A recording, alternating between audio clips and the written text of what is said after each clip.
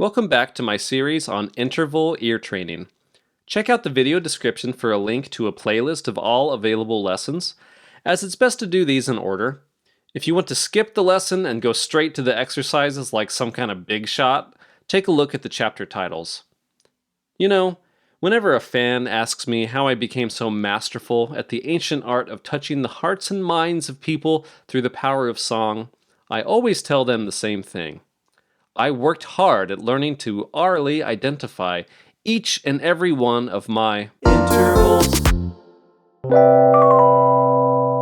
Last week we talked about the first, perfect fifth, and octave. Instead of going in numerical order, I decided to teach these lessons according to category. We're starting with the perfect intervals, and then major intervals, and then minor, and then the tritone. This method is simply the best way. You can trust me. Yes, you can trust me. The perfect fourth sounds like Here Comes the Bride. It also sounds like the first two notes in Hedwig's theme from the Harry Potter film score.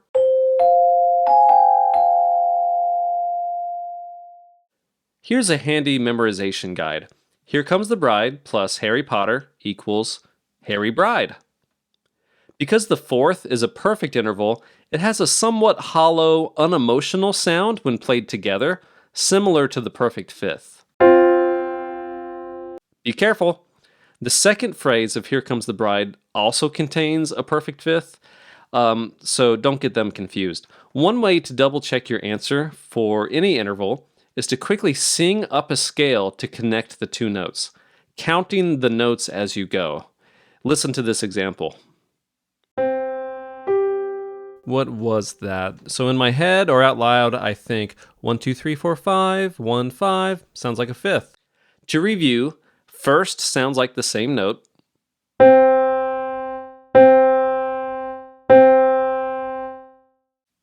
Fourth sounds like Here Comes the Bride, or Hedwig's theme.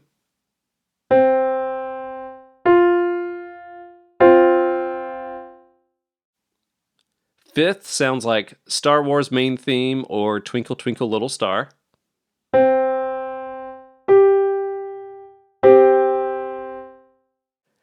And an octave, or eighth, sounds like Somewhere Over the Rainbow and is the biggest musical jump you'll be hearing.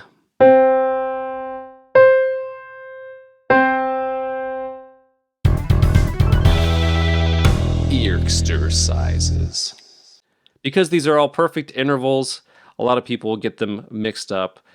So it's good that we're starting with all of these together. Just like last time, I'll play each interval 3 times before saying the answer. And you will also see the answer displayed on the screen. You'll hear them played separately and then together. See how many you can get right out of 10. Again, the guide is in the video description, but try to commit it to memory.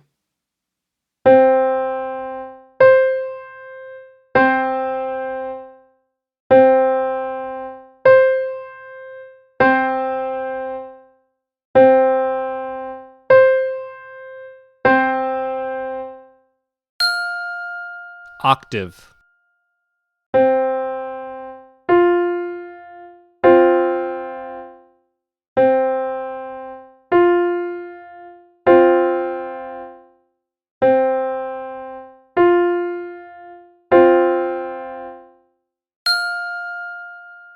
Perfect fourth.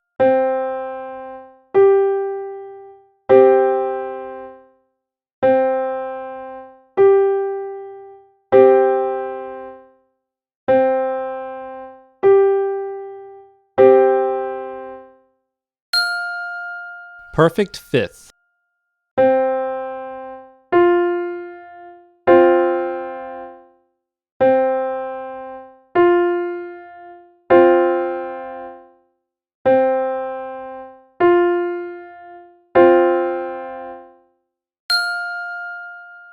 Perfect fourth.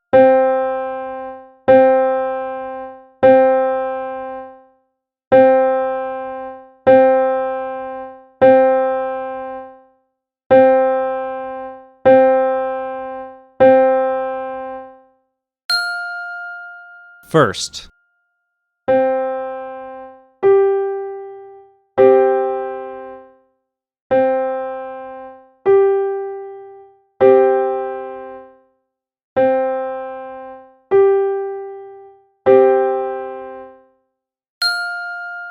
Perfect fifth.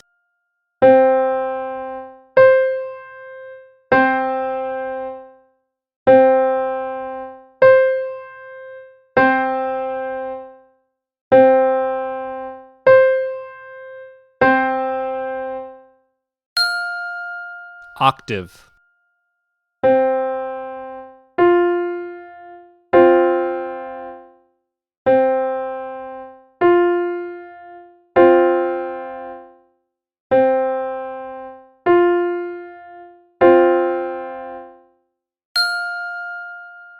Perfect fourth.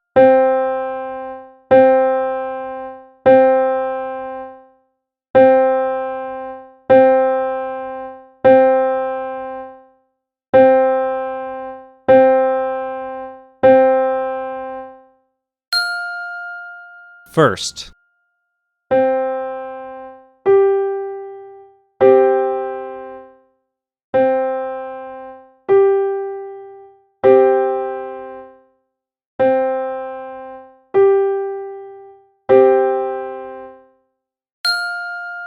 Perfect fifth. The absolute best way to learn intervals is by singing them and using numbers. Play a note on a keyboard or your own personal instrument, and then try to sing a specific interval up from that note, and you can check your answer. I prefer to use numbers. 1 4, 1 5, 1 8. You don't even have to be a good singer. I didn't sing at all until I was 18 and had to pass an oral skills course in college, and at the time I could barely even match pitch with my voice. As you can tell, I'm still not a great vocalist, but I recognize my voice as an invaluable tool. Don't want to sing? Don't like singing? Too bad. Cry about it. The reason singing is so important is that it really tests your musical imagery skills. You can't sing a perfect fifth unless you really understand and have internalized what it should sound like. But even a cat could accidentally play a perfect fifth on the piano. In the next lesson, we'll be moving past perfect intervals and adding the major seventh. If this video helped you in any way, please consider giving it a like and subscribing to my page so you don't miss the next one. If this video didn't help you and you're considering giving the video a dislike, feel free, but do me a favor first. Lean in to the screen, closer, closer. There we go. And prepare yourself for a knuckle sandwich, fool!